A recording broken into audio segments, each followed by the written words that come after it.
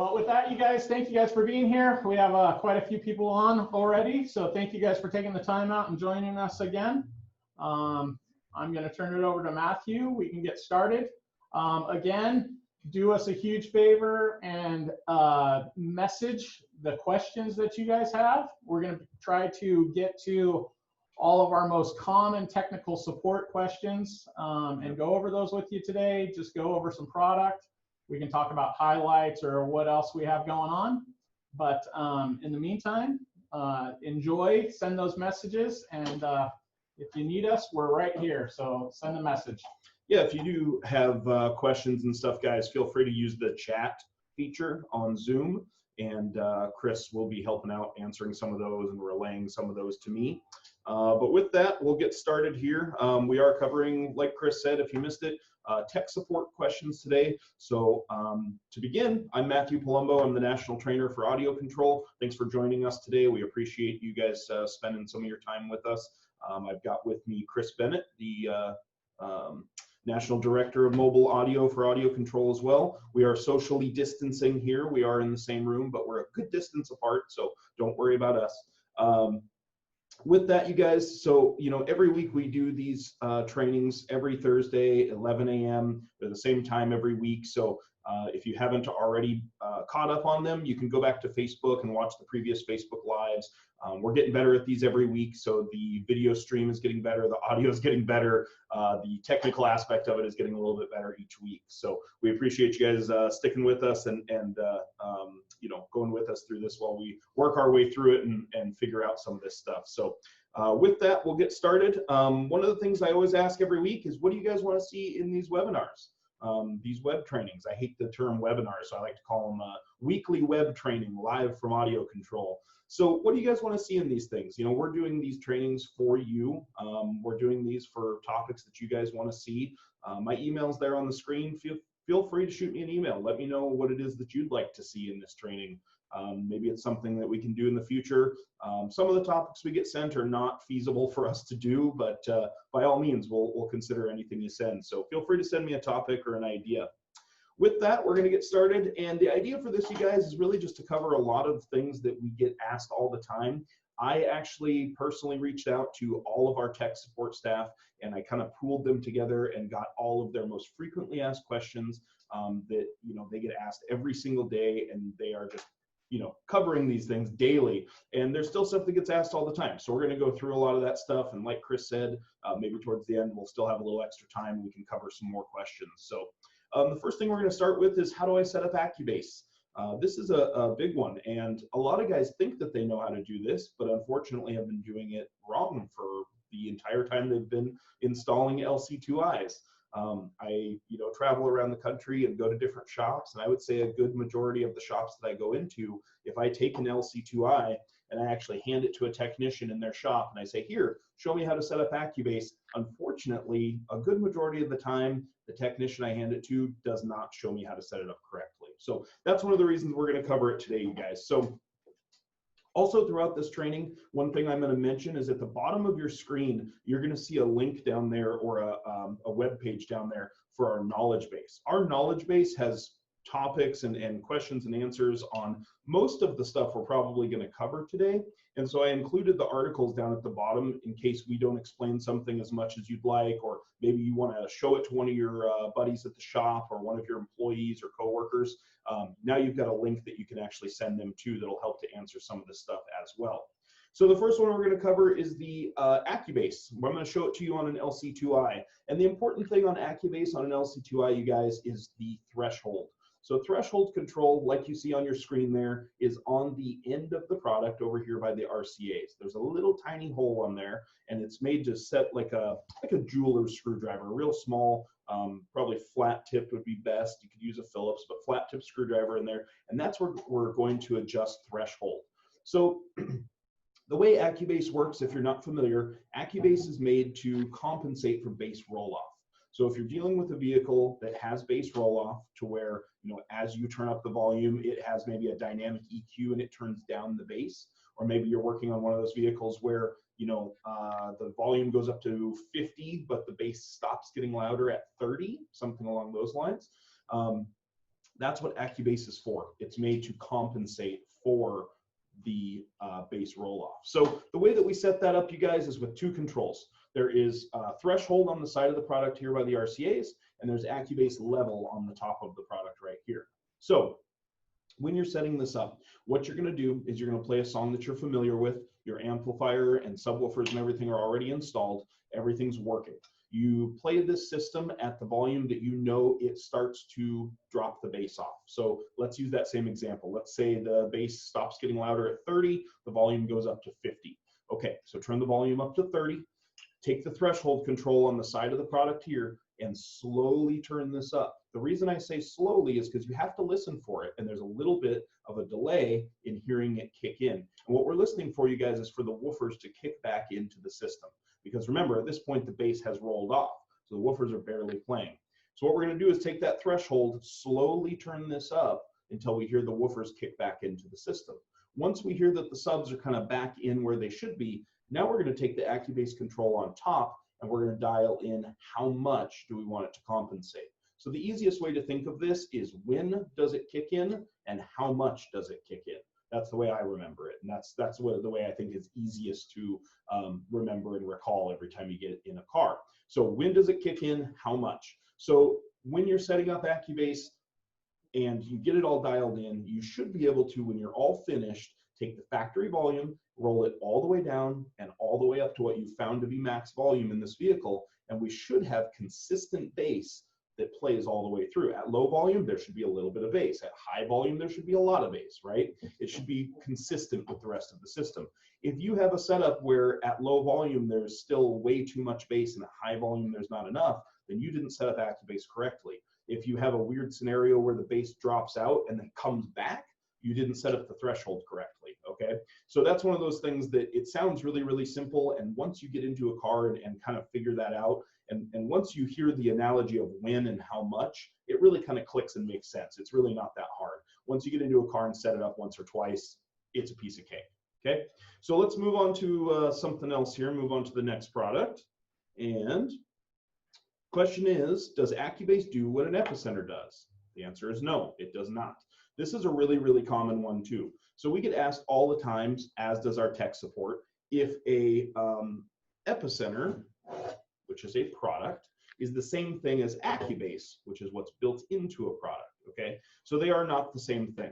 Epicenter is a product, it's a product line, it's an actual physical thing. AccuBass is a feature. AccuBass is something that's built into another product. So AccuBass is built into our LC2i, like I just showed you in the last question and answer there. AccuBass is built into a lot of our amplifiers and things like that, but the Epicenter is not built into those amplifiers, okay? The LC series amplifiers, the D series amplifiers, the ACM series amplifiers, all those amplifiers do not have an Epicenter built in. The Epicenter is its own product, okay?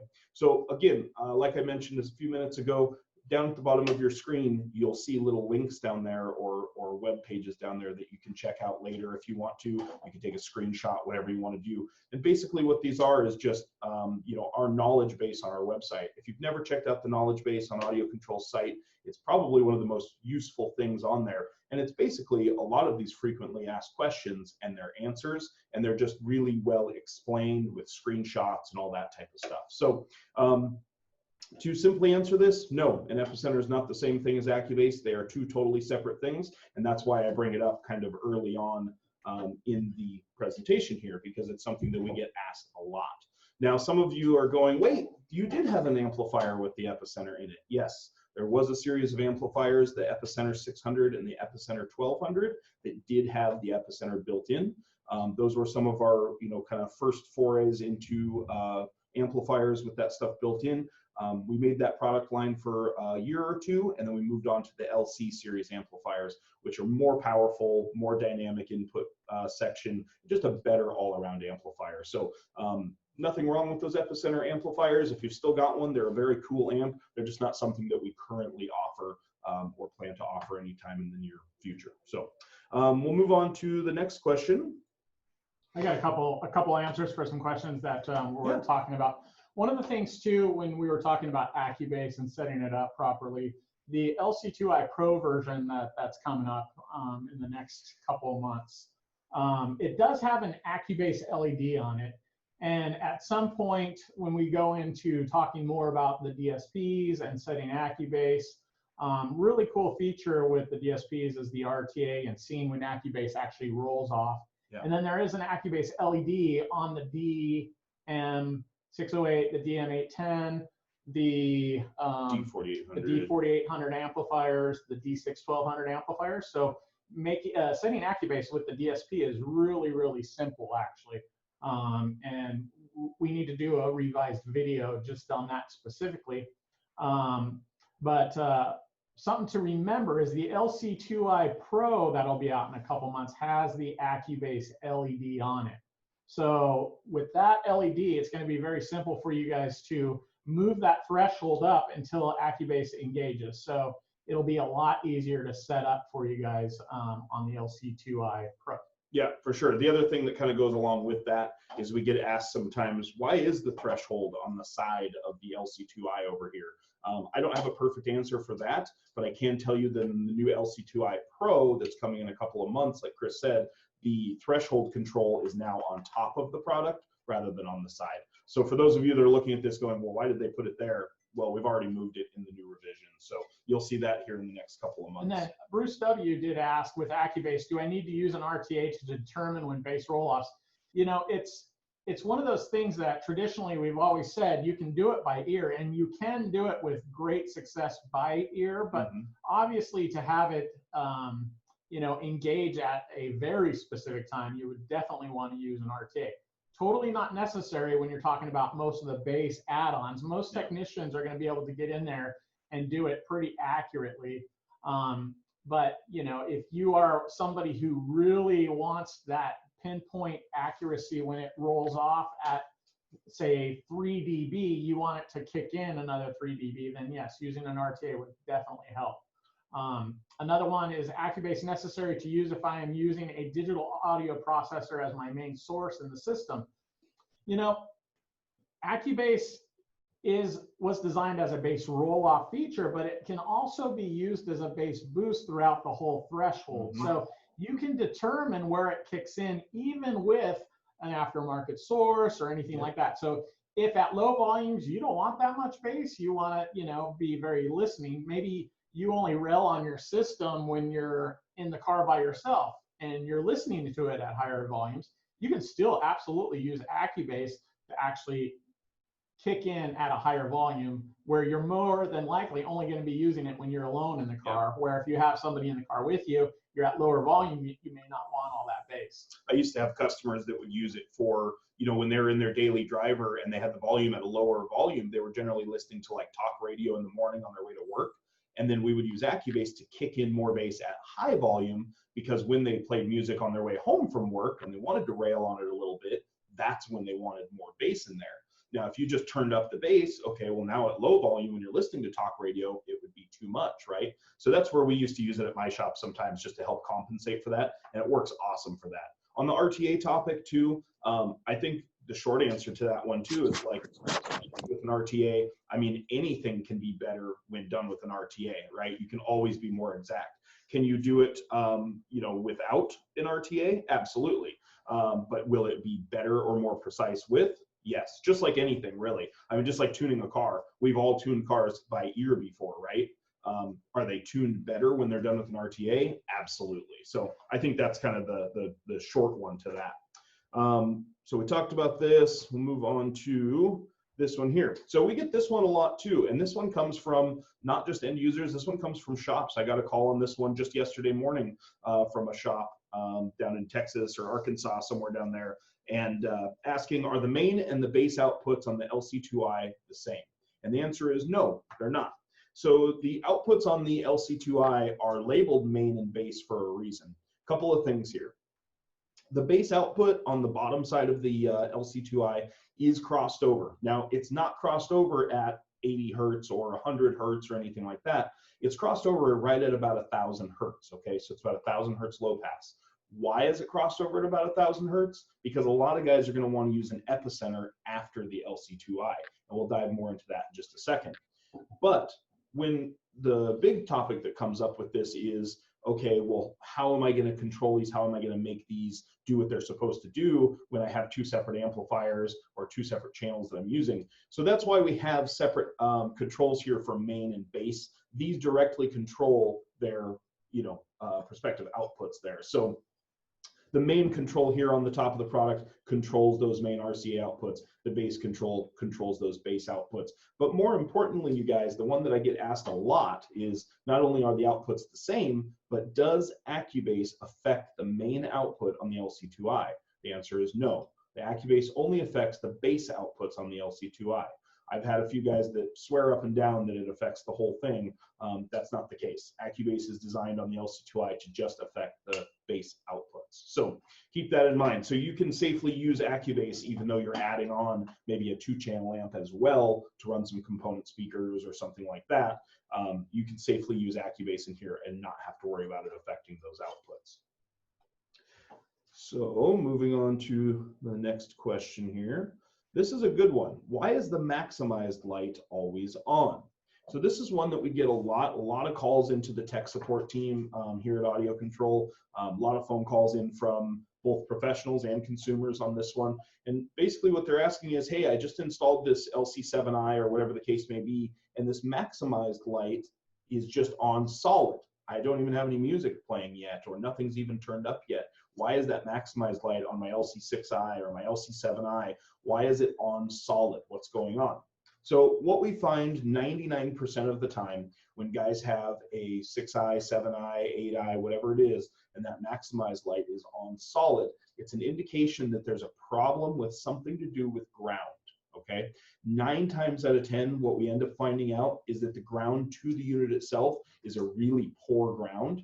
So a lot of times it's, just whatever, grounded to a bolt somewhere. It's not, sanded down to the bare metal and actually grounded properly. A lot of guys ground these to the ground from their amplifier. Sometimes that works okay, sometimes it doesn't. But what we found is that 9 times out of 10, if the technician actually goes through and verifies that this has a good solid ground, checks resistance to ground with a multimeter, and actually makes sure this thing's properly grounded, that maximized light will go away and the product will work the way it's supposed to. So, was that designed as a fault indicator? No, I think it's just kind of a byproduct of what's going on inside the circuitry of this. But it is one of those nice little things to remember. If you ever put one of these in and it's just got a solid maximized light, okay, fine, check your grounds first thing. There's also, of course, inside these products, if you take the top cover off of, say, a LC2i, 6i, 7i, 8i, there's little jumpers inside, and one of those jumpers inside is going to be for the ground isolation. So you can see on the side of your screen there, you've got ground isolation. There's a little jumper in there for 200 ohm isolated or ground. If you're having some sort of weird noise issues, turn on pops, turn off pops, clicks, hisses, weird stuff like that, depending on what the vehicle is or the system is, you may want to try that ground isolation to see if that gets rid of it. That's really what that was designed for. You can also try that with this though. If the maximized light is on solid and you've checked your ground and it's not doing what it's supposed to, the maximized light's not going out, go ahead and switch that ground isolation jumper to one of the other settings and see if it works for you. Hey, real quick, I do see Mark on here, so I'm going to go ahead and pin him real quick if he wants to show off something, because I believe he got something in his hand here. So let's see here. Hey, Mark, how are you? Oh, I didn't unmute you yet. All right. You guys hear me? Yep. There you go. Okay, good. I had to unmute and everything. Yeah, you guys were talking about the LC2i Pro earlier, and I figured I could show right here. Right. Yep, there it is. Dials you guys were talking about for the AccuBass with that LED right in between them. And then you were also talking about how the threshold dial was moved to the top here. Yep. Yep, so that's perfect. Thank you for having one of those handy to show off. So yeah, let's see, and then there was a couple more questions. Let me try to get to, my computer will react here. So we're going back to Matthew. So yeah, so that product is coming up, and we hope to get that out to you guys here shortly. Let's see here. If you want to add anything, ground. Okay, so should we be feeding full range into that? So say you're adding an Epicenter Plus, which has speaker level inputs on it. Slide on that. Oh, is it? Yeah. Okay, so Yeah. I'm gonna let Matthew go back on Yeah. that, and Steve G, he'll be answering your question here in a second. Yep, we'll cover that in just a second. And look at that, it's the next slide. So this is a good question we get a lot too. Why do my subs sound weird after installing the Epicenter? Or more importantly, why does the Epicenter not react the way I think it should? Or why does this thing not do what I think it's supposed to do? You know, there's a million different ways to kind of go around this question. But 99% of the time, you guys, with the Epicenter, if someone's having an issue with an Epicenter and they're not getting results that they're expecting, or it doesn't sound right, or something's just not working the way they're expecting, it's usually because they're not feeding it a full range enough signal. Now I say full range enough because the Epicenter will look at up to 1000 hertz on the input side of the signal path, okay? So do you have to feed it full range? Do you have to feed it 20 to 20? No. But if you can at least feed this up to 1000 hertz, it'll work the way it's designed to, okay? Now, the common thing here is that a lot of guys install these with aftermarket systems. So they've got an aftermarket radio in the dash. They're about to put in their subwoofer amp and their Epicenter and their subwoofers. And so what do? Of course, they're going to use the RCA output on the back of the head unit that's labeled subwoofer. The only problem with that is that a lot of aftermarket radios, that subwoofer output is pre-crossed over. Okay, it's already got a low pass filter, meaning it's only going to play, 80 hertz and below or 100 hertz and below. So imagine what that's going to do if you feed that signal into an Epicenter. The Epicenter is not going to be able to see upstream enough to be able to see what the lowest bass frequency was and put bass back in. Because if you're not familiar with how an Epicenter works, basically what an Epicenter does is it's a bass restoration processor. Okay, so it's not the same thing as AccuBass. It is different. What this is doing is looking at what the lowest bass frequency is that's currently in the music, and then it's putting in bass 1 octave below. Okay, so if the lowest bass frequency in the song currently is 60 hertz, the Epicenter is going to put bass in at 30 hertz. Okay, so now you have a song that just had some punchy, tight, decent bass, but really nothing low, and now it's added some of that good low bass in there. So that's why on the LC2I, for example, like I talked about, the bass output on an LC2I is crossed over at 1000 hertz. Well, that's weird. Why is it crossed over at 1000? Because you might want to add an Epicenter after it. If you are doing that exact thing, okay, fine. You could feed the output of the LC2I straight into your Epicenter, out of your Epicenter to your amplifier, and then use the crossover at your amplifier to cross over those woofers. That's the way that's designed to be used. So I've had guys at shops, in the last, 6 or 9 months that I've traveled around to, and they go, oh yeah, I've been putting in Epicenters for 20 years. And I always ask them, well, how do you install them? Do you run full range? Do you run sub? What do you do? Oh yeah, we just hook it up to the sub output. And you find out that they've actually been putting them in wrong for 10, 15, 20 years. What usually happens in that scenario, the best part about that, is that they usually call me in a week or two and say, hey, I put one in and I ran full range to it, and my God, what a difference it was. I mean, it really is a huge difference. So if you've never put one in and ran a full range signal to it, give that a shot. If you are using the sub output from your head unit and it is crossed over, okay, fine. Maybe you don't want to change that because you want to use the sub level control on your deck. Go ahead and turn up that crossover as high as it'll go. If it'll go up to 250, great, turn it up to 250. If it'll go to full range or all pass or no crossover, even better. But turn that thing up as high as it'll go and then use the crossover in the amplifier or in the DSP or whatever is going to be after this to actually do the crossing over. So once again, down at the bottom of the screen, there's an explanation of kind of why that is and how that works. You can click on those links or save those links for later to show some of the guys at your shop or what have you. And those will actually explain some of this stuff a little bit more in detail too, since we only have about an hour here.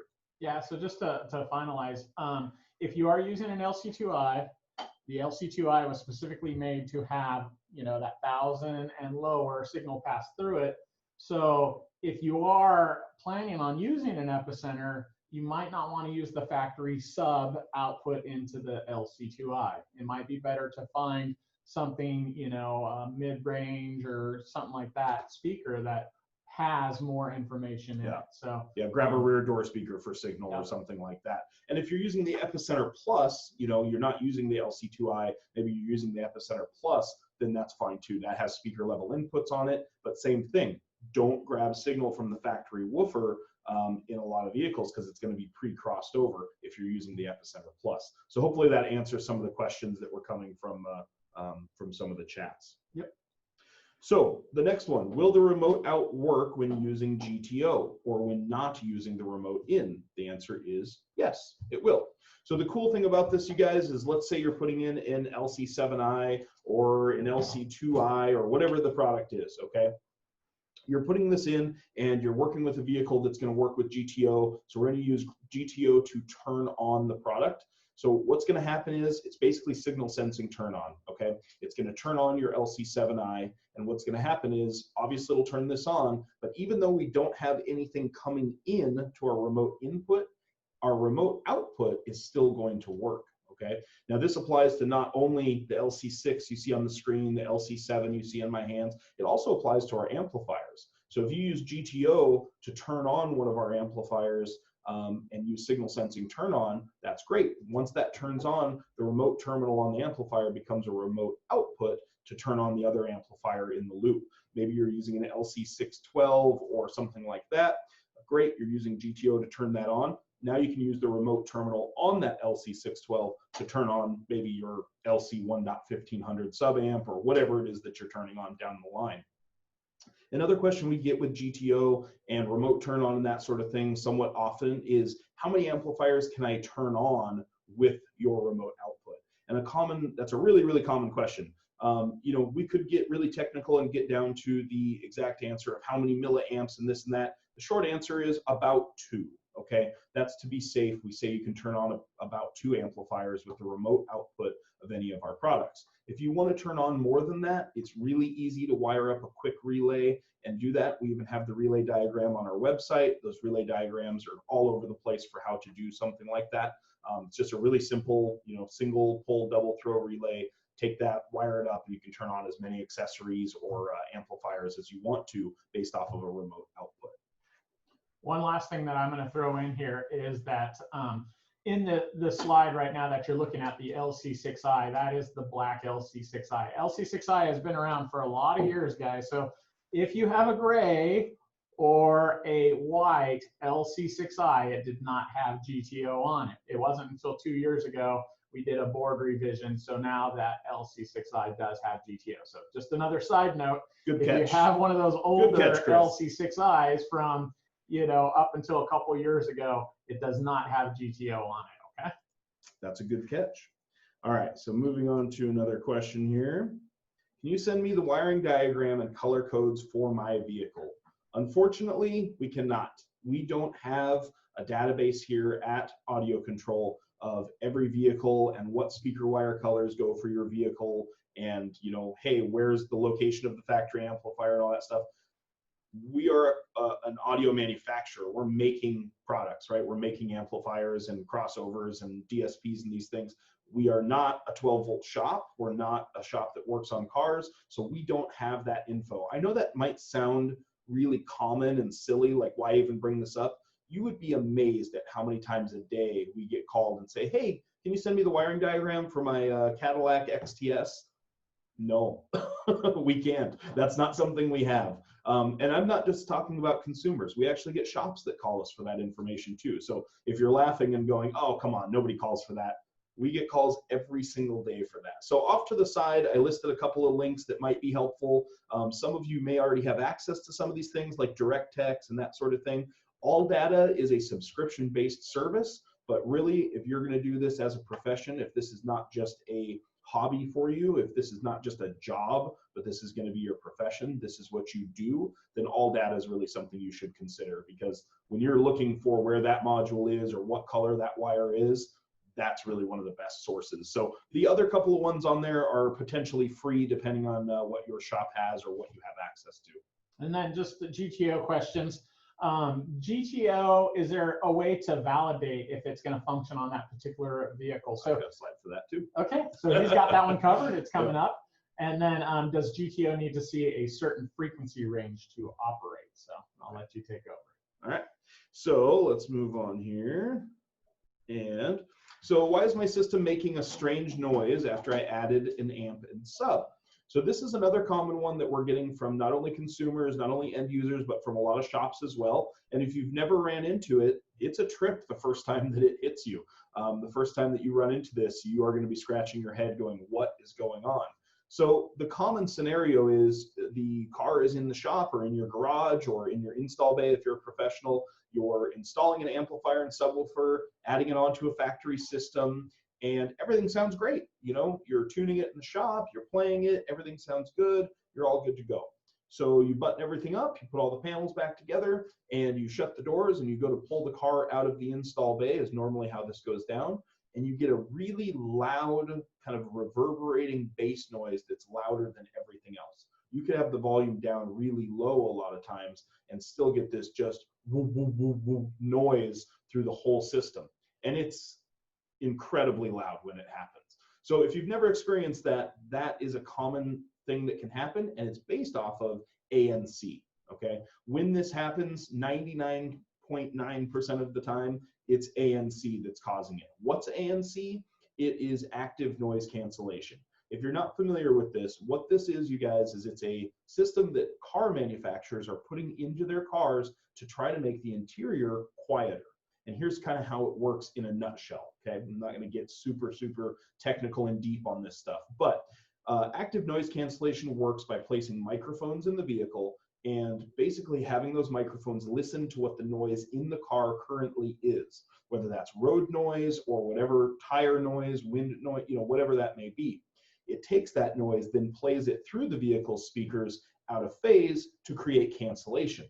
So what are they doing? They're basically not having to put as much sound deadening and as thick of metal and as thick of plastics into the cars, and they're still able to achieve a reasonably quiet interior cabin of these vehicles, right? Now this is found in luxury cars. It's also found in some basic cars. This is not just something that you're going to see in high-end vehicles. Now the nicer the car is, sometimes the more microphones there are, but I'll tell you, the first time I ever encountered this was on a basic Honda Accord. It was nothing out of the ordinary. It was nothing super special. It wasn't even a high trim model car. It was just a newer generation Accord than my shop had ever worked on. And it was the first time we ever ran into ANC. And it definitely threw us for a loop. You know, you just finished the system. It sounded great 5 minutes ago. And now all of a sudden it's making this weird noise. What's going on? The other thing that a lot of guys notice is that if the windows are down or a door is open, it doesn't do it. That's because these cars are smart enough and they program these ANC systems to know that if the door's open or the windows are down, don't use ANC. Why? Because if the windows are down, there's going to be so much wind noise and road noise that the ANC system's not going to be able to compensate for that. So more importantly, what do we do with ANC? What are we supposed to do with this? The biggest question we get at trade shows and at Knowledge Fest and things like that is, hey, do you guys have a magic module that's going to compensate for ANC? Is there some software or fix that you can do to make this go away? Unfortunately, there's not. I have yet to hear of anything from anyone in the industry that can really compensate or fix ANC.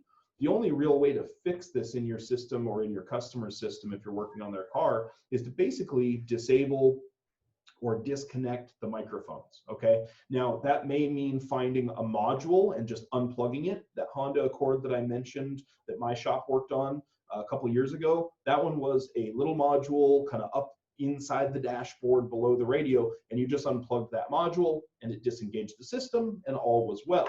Now, some cars you can't do that. Some cars you're gonna have to go to the microphones themselves and actually disconnect the microphones.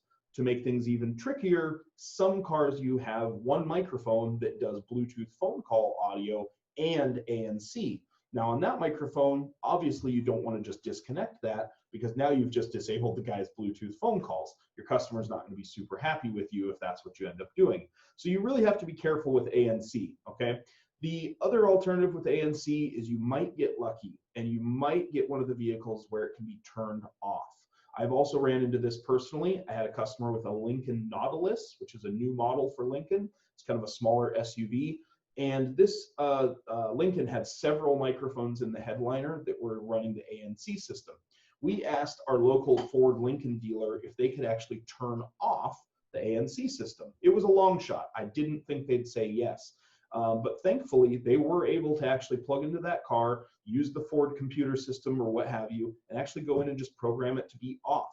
Now, this is going to depend a lot on your relationship with your local dealerships. Hopefully you have a good relationship with them, and if they're willing to even try to go in there, because even my local Lincoln dealer was not optimistic. They said, well, we don't think we're going to be able to do this, but they were. So it's one of those things where you might get lucky, you might be able to just turn it off. I would plan on, chances are, having to go in and probably manually disable.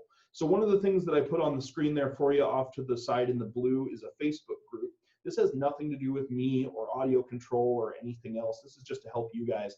And it's a Facebook group called Where Are All the Mics? So I recommend you join that Facebook group. What it is just a bunch of guys, installation techs, car enthusiasts, whatever, that are basically sharing information about ANC mic systems. So if they find where the module is in this new Lexus that they're working on, they post it on there. If you're working on this new Ford truck and you don't know where it is, you can go in there and do a quick search. So again, it has nothing to do with AudioControl or us directly. We have no say so in any of that. It's just a link that I like to share because I think the more people that join that group, the better off that group is going to work. So, and right now it's probably our best bet for, doing this.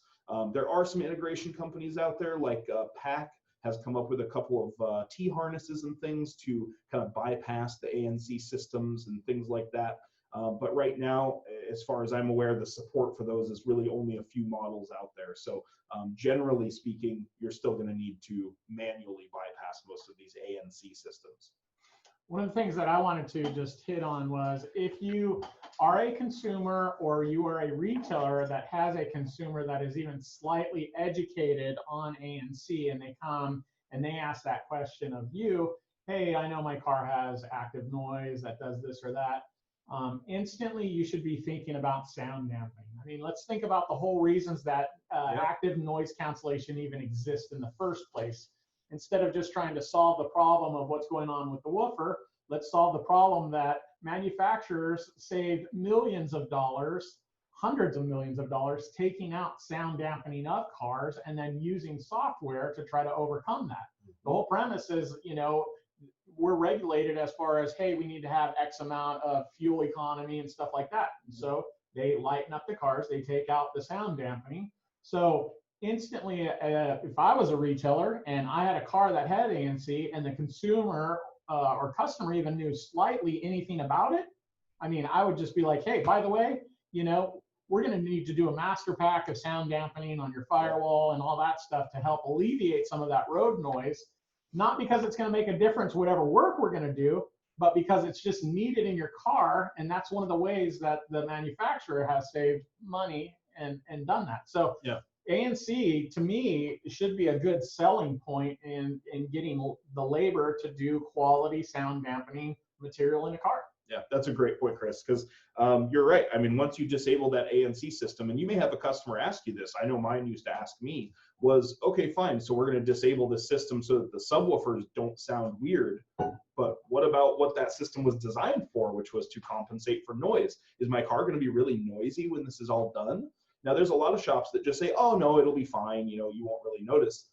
That may or may not be true depending on the car. I mean, like Chris said, it's definitely an opportunity to at least raise the conversation of, hey, we offer a product that could help compensate for this. And, maybe they don't bite right that second, maybe they don't go for it right then and there, but at least, you've talked about it. And if they do come back and say, hey, you know what, my car is noisy now, at least they know that you offer this, or they themselves can install it or what have you. So definitely a good point to bring it and up. let's just be honest, like as a retailer, if a Honda comes in at any point, any year, you should be talking about sound dampening. I mean, Honda has always been notoriously, known for having a little bit more road noise in those cars. So, yeah, definitely be talking more about sound dampening. For sure. So, why isn't my AudioControl product turning on using GTO? Well, Great Turn On, which is our GTO technology, is basically based off of DC offset, okay? DC offset is essentially looking for 6 volts DC on the speaker leads going into the high-level inputs of our product, okay? So there's a couple of things to keep in mind here when you're working on these cars. This is a really common question we get. Hey, I put this in and it's not turning on. Okay, first question we're going to ask is, did you run a remote turn-on lead or are you using GTO? If the answer is GTO, my next question is going to be, a couple of things. One, did you measure the voltage and see if there's enough voltage on there to use GTO? And two, which input did you use? And this is one that not everybody remembers, or not everybody's been told, or maybe you didn't know. And that is that the front left input, or the left front input, however you want to say that, is the input that GTO is driven off of. If you look at any of our block diagrams, like we've showed in some of the other trainings, you can actually see the GTO section is on that left front.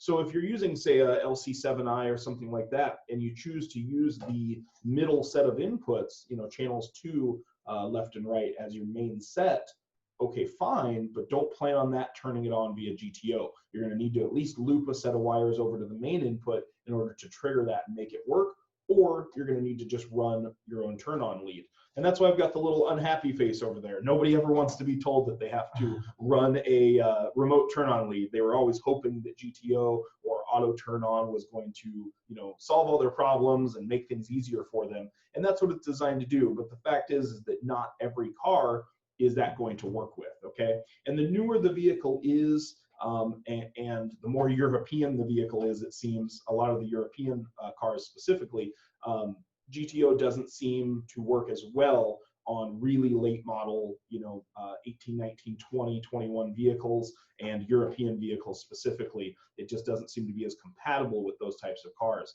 Now, in the future, on some of our future products coming out, Mark held up just a minute ago the 2i Pro. The new 1i and 2i Pro have a new turn-on circuit built into them. There's an audio turn-on built into those. And so that is going to help compensate or correct this problem in those cars where DC offset or GTO is not an option for you. So he's holding those up for you guys right now to see.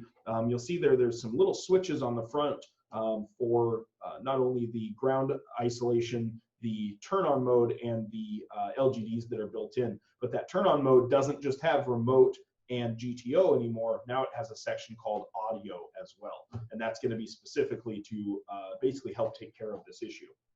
Somebody did ask about fake exhaust noise or anything like that. And that, it's funny because we have seen a huge decline in that because a lot of manufacturers just have gone away from doing it. There's still some that do it. Yep. All the, going back over the last 7 years or so, EcoBoost, Ford EcoBoost had it. A lot of BMW. So the Mustangs. Yeah. Most of that stuff is programmable on a lot of vehicles, so you can disable it on a lot of vehicles. But as far as a solid solution for some of those, it's either like on Fords, a lot of your local car stereo shops will have a 4scan that they can go through and program it out. Yep. The dealership can do it or something like that. But unless there is a solid preamp solution, then it's still gonna be based in there. So yeah, the symposium, fake exhaust, all that stuff is in there, and most qualified retailers have figured out ways to bypass it or alleviate that. Yeah, because to me, those are software-based issues, and so hardware-based solutions aren't really going to compensate for that, unfortunately. So that's the way I kind of remember it with those, is like those are software issues with that car. Hardware is not going to fix it. It needs to be a software fix. And you have to remember with something like fake engine or exhaust noises that not just guys with audio systems and aftermarket are going to want that turned off. You can go talk to your Ford dealer, and I guarantee you their service department has had a customer come in and say, I don't want it to do that. And they know how to turn it off, because it's not just guys with aftermarket audio that are going to want that defeated. So moving on to some of the next questions. Do I really need to use LGDs for my install? The answer is, generally speaking, yes.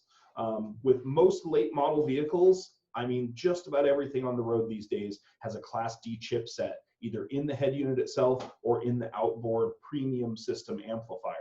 And when we're using these vehicles and we're integrating with OEM systems, we're not sending the speaker leads out to the speakers anymore. Now the speaker signals or speaker leads are going into a high to low converter or a DSP or a high level input of an amplifier. The problem is that head unit or that outboard amplifier no longer sees the load from those factory speakers. And the problem is those Class D chipsets become unstable when they don't see a load. And unstable can mean a lot of things, but unstable in, say, newer Chrysler vehicles means that they don't put out any sound. Some of the new Chryslers will even come up on the screen and tell you, hey, audio error or speaker error or audio malfunction, and there's just no sound output from those channels.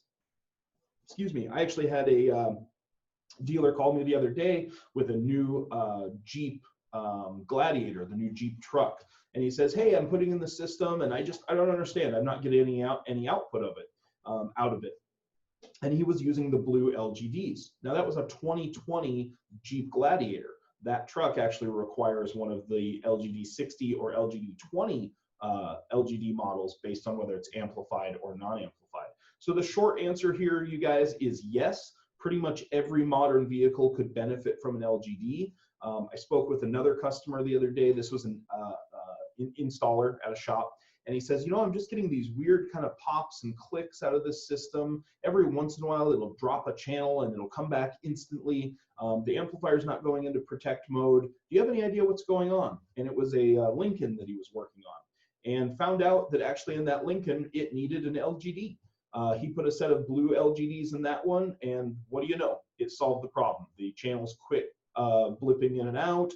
All of the little pops and clicks and hisses went away. So there's a number of vehicles out there. I mean, pretty much everything that's built within the last, I don't know, 5 to 10 years could benefit from some sort of an LGD.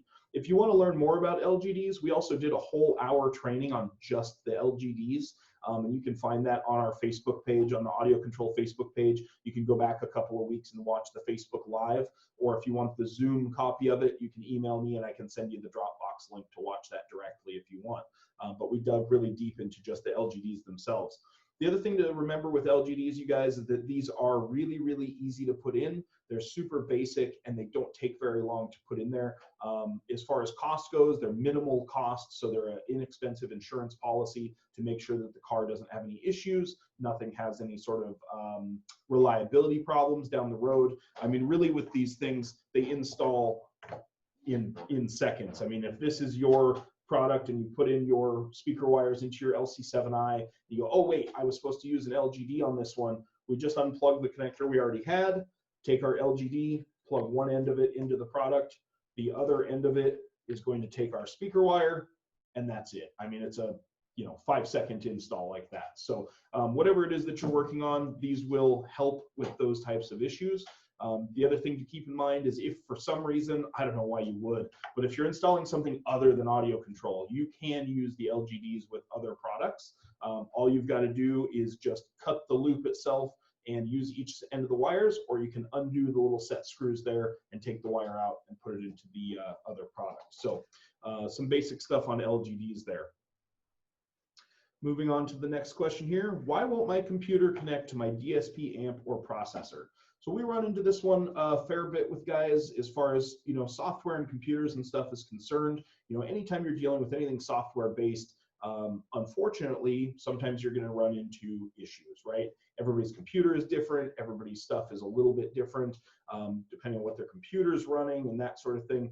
But the biggest thing here, you guys, is that generally the firmware on the product itself needs to be updated. So this can mean a few different things. Sometimes when you plug the product in, it'll automatically come up and say, hey, there's a software update available or a firmware update available. Do you want to update? Always say yes, okay? Don't skip the firmware updates. Don't skip the software updates. If there's one available, please update to it.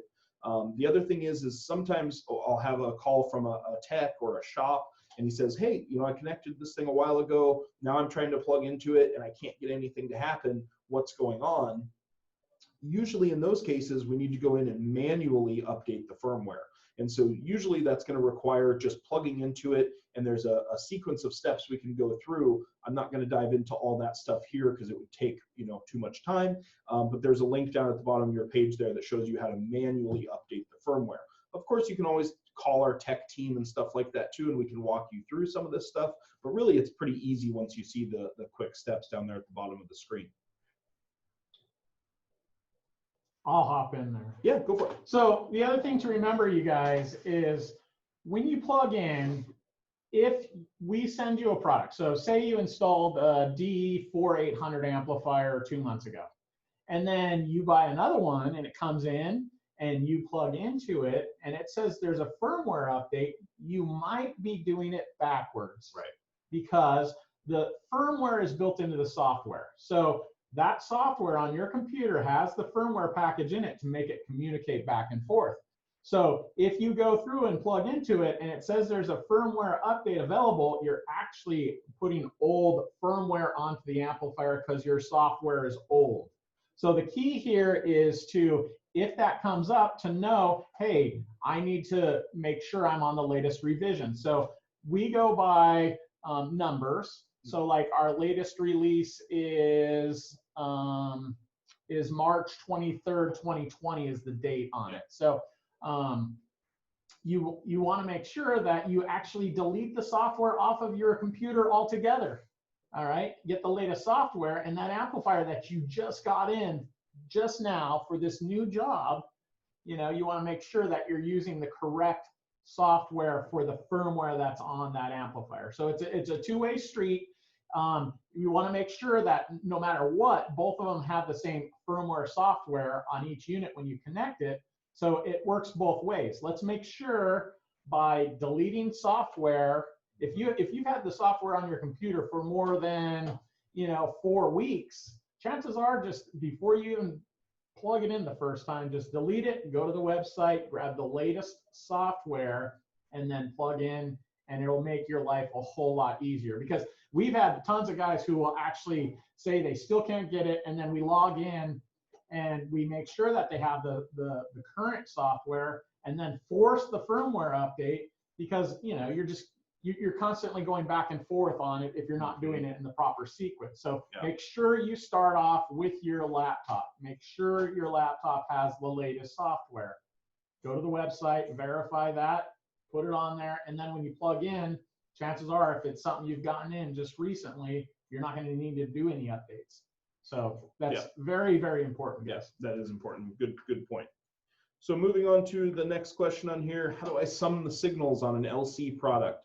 So with any of the LC products like the LC6i, 7i, 8i, that sort of thing, it goes back to those internal jumpers, okay? Now, the summing, sometimes people will get confused too, which is why I put the little charts on your screen there. And they'll go, okay, great, so this is going to populate all of these channels, and this is going to do this, that, and the other. You need to really kind of understand how that summing works, and know that just because you feed in one channel, it's not going to automatically populate all 6 outputs and everything's going to be fine, right? We're going to need to at least have it fed into the right input. So you can do that, right? You can bring in 1 or 2 channels of audio and have it populate all 6 outputs on an LC6i, LC7i, but we would want to do that on channels input channels 2, okay? We wouldn't want to use the main. And if that's the case, remember what I said about GTO, we're going to want to make sure that we run a remote lead there. The alternative to that would be looping the wire in and out of from channels 1, 2 over to 3, 4, so that it's still seeing something there to do GTO turn on, but it's also got enough input on channel 2 to populate 3 for you. So there's a number of different ways to go about that. You can see them on your screen there. It's pretty straightforward once you understand how it works, but just know that those summing jumpers are inside. It's really pretty easy to take the covers off these things. It's like 4 screws on most of the products, and you can get in there, switch around those jumpers, and make it do whatever you want it to do. Know that the products come unsummed from the factory. Okay, when we ship these out, summing is not engaged. They're going to be wired, or excuse me, they're going to be preset for separated, not summed. And auto mode is turned on. Auto mode is what will actually populate that channel 3 output based off of the input to channel 2 on, say, an LC7i, something like that. So those two things sometimes get confused. A lot of guys think that summing and auto mode are the same thing. They are not. Those are 2 separate things. So it's just something to kind of keep in mind. Yeah, keep in mind too, any analog summing device sums to a main output. So that if that doesn't make complete sense to you, you'll just have to follow the diagrams to know. But if you had 6 speakers, a pair of tweet, a pair of mid, a pair of subs, and you were summing all 3, the full range frequency response would only be to the main summed output.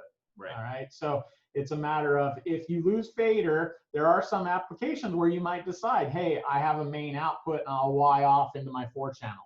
or, okay, I'm cool with only sending limited frequency response to my rear fill, so I'm not going to Y off. Sure. So just something to keep in mind when it comes to summing. A couple other questions though, just as we talked about DSP, we will be featuring more strictly DSP training coming up, but a couple of quick questions. Do firmware updates erase tunes? No. There are certain ones that it will, so it's not 100% no, it doesn't erase. It's always best to plug in and save your presets regardless, which is, you know, files that you can then upload. When we went to the Unity platform where everything looks the same, whether wireless or, you know, Mac, yes, we do have updated DSP software for Macs as well. That's a recent update. But it does not erase tunes. If you go back to some of the Unity platform stuff, yes, you will lose a tune. So just something to keep in mind. If you've saved the tune within the last year and a half, 2 years, you're probably 95% chance it's not going to erase the tune. So even my car from 2.5 years ago, the tune was saved when I went to the Unity platform. So just keep that in mind, that it's always best to save it.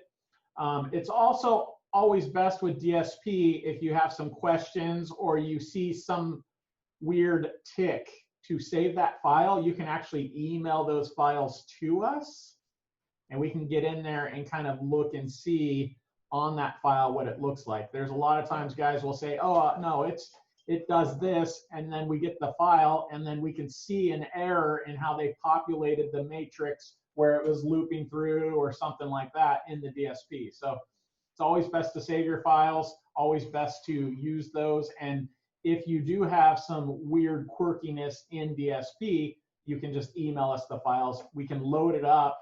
We can make sure whatever DSP we have on the DSP test bench has the same software so we can verify things. And that's how we're able to get better and better and do more software upgrades for you guys. All right. So another one that we get fairly often is how do I set up the signal delay on the DQ products? So DQ products would be like the DQ61 or the DQ-DX. Now this one's pretty straightforward, but you'd be surprised how many guys just skip over it because they either think it's too difficult or they don't understand the instructions. It's really pretty straightforward. The top of the product here has a little knob that says signal delay mode. There's a normal and there's a setup. So once you get your install done, and you have this all wired up, everything's put together, and you're ready to go and start doing some tuning, go ahead and flip this from normal to setup, okay? Now you're gonna go to the driver's seat of the car, and we're gonna use the dash control knob, okay? And this is what we're gonna actually use to dial in the signal delay. So what this is doing is delaying left to right, and then it can also delay sub to front. So is this the same type of delay as, say, a full-blown DSP? No, it's a much more basic version of it, but it can still have a surprisingly impactful result when it's set up properly. I used to have a DQ-DX in my own car. It makes for an awesome demo because when you're all done, all you have to do is click this knob to disengage, and I'll show you what I mean. So once you've got this all done, you've put that knob on top of the product into setup, we go sit in the driver's seat, and we play some music that has a strong vocal presence. So maybe something kind of acoustic, something with, I like to use strong female vocals, pop on my favorite Norah Jones track, whatever you're into. And you're gonna use the dash control knob to actually go from one side of the car to the other. So you're sitting in the driver's seat, you've got your dash control knob, and as you turn this knob, there's little detents in it. And every click of the detent of this knob, you're gonna hear the sound or her voice go from this speaker, and it's going to move with every click of the knob to the middle of the soundstage. Once you get her where you want her voice, she seems centered and you're happy with it, we're going to click the knob once, the LEDs on this will change, and then we're going to play a song that has some bass in it. So play something that you're familiar with, play something that you know how it should sound and has some decent bass. And now when I roll my knob, I'm going to roll this knob, and as I turn this, it's going to bring the subwoofer from the trunk or from the rear of the vehicle to the middle of the vehicle. Once you're happy with that, stop touching this, go back to the trunk, flip this back to normal, and you're done. All of your signal delay, time correction, time alignment, whatever you want to call it, is finished. Now when you're driving down the road, if you want to demo this for somebody, or you have a passenger with you and you want to turn off time correction, all you've got to do is click the knob itself. It'll disengage that correction for you. So if you are a professional and you're using these at your shop, it makes for an awesome demo. Put your customer in the driver's seat, play it stereo, click the knob to engage the time correction, and it's definitely got a good wow factor. Pretty slick. Moving on to the next question here. The BT24 won't connect to my D6-1200 for tuning. What's the deal? So when we get this call, almost always, you guys, the user is trying to pair like it was a Bluetooth speaker or like it was any other Bluetooth device. So there's two Bluetooth protocols built into the AC BT24.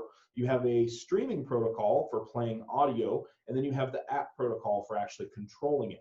So if you're trying to stream music to the D6-1200, you would want to go into the settings on your iPhone or Android. You would want to do a search under Bluetooth and find the ACBT24 and pair to it just like as if it were a portable Bluetooth speaker or anything else in your home, okay? Now, if you're trying to connect to it to do DSP setup and tuning and control the product, this is where you're going to want to actually not go into your phone settings at all. Just make sure Bluetooth on your phone is on.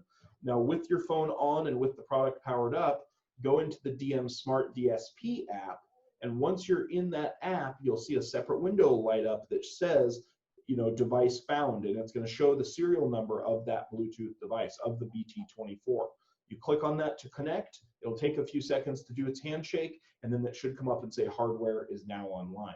I know that seems really, really simple, but you'd be surprised how many people try to connect to the product via their phone's Bluetooth settings and can't get it to do anything. Yeah, one way to check if you wanted to verify that you were able to connect to both of them is in your settings, like on an iPhone. You will need to be connected twice. So it'll show the same serial number and it'll say connected to both of them in your Bluetooth settings. And that means that, yes, you can stream directly to it, but yes, you also could open up your AudioControl app and have connectivity at the same time. So, yep. So my DM608, DM810 is powering on, but I can't get any output. Why? This is very similar to one of the questions we answered earlier. This really has to do with firmware updates. The big one with this is that a lot of times you will have to manually do the firmware update. And what I mean by that is you may be plugged into the product itself. So you've got your DM608, your DM810, or maybe even one of the D series amplifiers. And you know, you're plugging into it with the blue USB cable, the micro cable that came with the product. And what we usually see with this, when I take these calls anyway, is that the blue light on the product for USB communication is on, but it's not flashing. It's just on. And people say, well, the light's on, but the app isn't lighting up. The little green light in the app isn't lighting up. It's not coming up and saying hardware connected. But somehow there is a connection there because that blue light's coming on. So what you'll need to do is go to Tools within the software, within the DM Smart DSP software. You're going to go to Tools and Software Update, and you're going to force an update, basically. When you do that forced update, all you're doing is searching for the bin files if you're on a PC. And when you find the bin files, they're going to be the files that match your product's part number. The link down at the bottom of the screen there goes into more detail on this, guys. If you want a picture-by-picture, step-by-step walkthrough, that link down at the bottom will walk you through this. But once you do that update manually, I've gotten in the habit of just restarting the computer, restarting the product, and everything usually after that will boot right up, connect, and you'll have full access to it, and it'll pass sound. I've ran into that one a couple of times this week and helped guys through that. This one is an interesting one too. This one is not really something that's found anywhere. It's not in our knowledge base or anything like that, but it's one that I've had personal experience with, and that is the AudioControl amplifier I have just installed has really low output. Am I missing something? And the answer is possibly. What happens in a lot of installations, you guys, is that they'll put in an AudioControl amplifier. I'm showing an ACM amplifier here on your screen, but this could be an LC amplifier. This could be a D series amplifier, whatever. I'm just showing the ACM on your screen right now, for example. But let's say you put in this ACM amplifier and you're installing it in a vehicle where you're keeping the factory radio.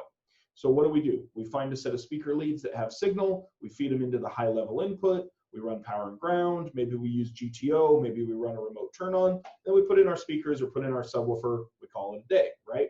Now what happens is when guys call and say, hey, it has almost no output. I've I've tried turning up the gain, I've tried doing all this stuff, I'm just not getting anything out of it. I think it's a bad amp. 9 times out of 10, what happens with that is that they're actually feeding a very low speaker level input into the high level input on the product. So think about that for a second. When we take speaker level input into one of the AudioControl products, you got to remember the AudioControl products will handle up to 40 volts of high level input. So if you're taking a speaker level input into an AudioControl amp, and now what's that AudioControl amp doing with it? It's a padded input. So it's taking it, it's padding that input down, right, to something usable, and then passing it through. Well, if the input signal that you have is already really low, maybe it's only a couple of volts, don't feed it into the speaker level input. Feed it into the low level input instead. So if you have a spare set of RCA cables, you can test this, plug in the RCAs to the amp, of course, while it's all powered off and everything like that, or before you power it on, cut off one end of the RCAs and wire your speaker leads to it and try that for input instead. If you go straight into the high level input and you're just not getting what you expected out of it, try the low level input instead, because it's not going to have that same padding like the high level input will. First-hand experience with this. I've had a customer call and installed this in a Dodge truck, grabbed a signal that was actually a really low, almost preamp type signal in the truck, and then wasn't real happy with the amplifier when it didn't have the output he was expecting. He took those exact same leads and fed them into the low level input and was blown away by how powerful that little amplifier was. So this is a common one. I don't think it's anywhere in the manuals or anything like that, because it's not something that we would just suggest to every customer. But the general rule of thumb that Chris and I normally use is right around the 6 to 8 volts range. If you're under 6 to 8 volts, somewhere in that range, go ahead and try the RCA input rather than the speaker level. If you're over the 6 to 8 volt range, feed it into the high level input instead.